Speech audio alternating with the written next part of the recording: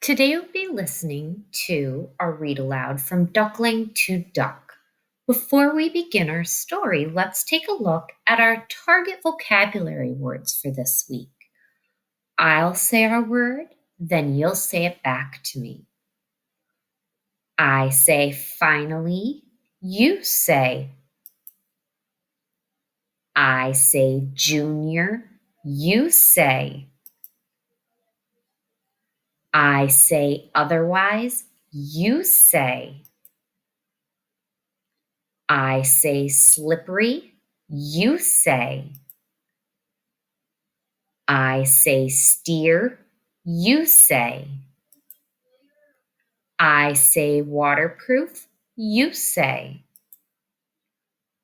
I say webbed, you say. I say whistle, you say. As we listen to From Duckling to Duck today, I want you to be listening for each of your target vocabulary words. When you hear them, I want you to be thinking about what these words mean. Listen for the words around them, the context clues, to see if you can determine what each of these words means and how those words around it truly help you understand the word. So, as we read From Duckling to Duck, I'll be stopping along the way and you will answer some questions for me. Let's listen carefully. From Duckling to Duck. A mother mallard duck waddles to the edge of a small pond. Silently and oh so carefully, she lays her eggs in the dense growth near the pond. The mother duck sits gently on the eggs and waits. It seems to take a long time, but in the spring each tiny duckling pecks a hole in the shell of its egg. Finally, the duckling pushes its way out and into the fresh air. Have you ever seen a newborn duckling? It looks like a tiny ball of fuzz.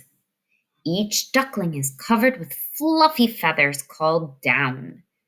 It is the mother duck's job to keep her ducklings warm. Otherwise, the ducklings might be cold until their other feathers grow in. Some mother ducks take down from their bodies and line their nests. Mallard mothers cover the ducklings with their warm bodies. When the ducklings grow a little older, they grow larger feathers.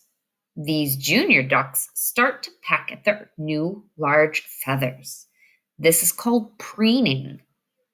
Ducks preen in order to spread the oil their bodies make over their feathers. This makes their feathers waterproof. Their feathers are now slippery and water slides off them when the junior ducks go swimming. When the time is right, the mother teaches her ducklings how to paddle in the water with their webbed feet. She also teaches them how to steer with their tails and how to catch food. When they're about 2 months old, the mother teaches the junior ducks to fly. The mother duck quacks to communicate with her ducklings. The male simply gives a whistle and a grunt. Either way, getting the ducklings to obey instructions is key to their survival. Mallard ducks migrate in the winter to warmer places. When spring comes around again, the ducks fly back to their nesting ground to find mates and to lay eggs. The eggs hatch, the ducklings grow up, and the cycle continues. Do you know any other animals that have a life cycle like a duck's that we just read about? Can you name the different stages that that animal goes through? When you are ready, move on to the next slide and we will practice some more with life cycles and with our vocabulary words.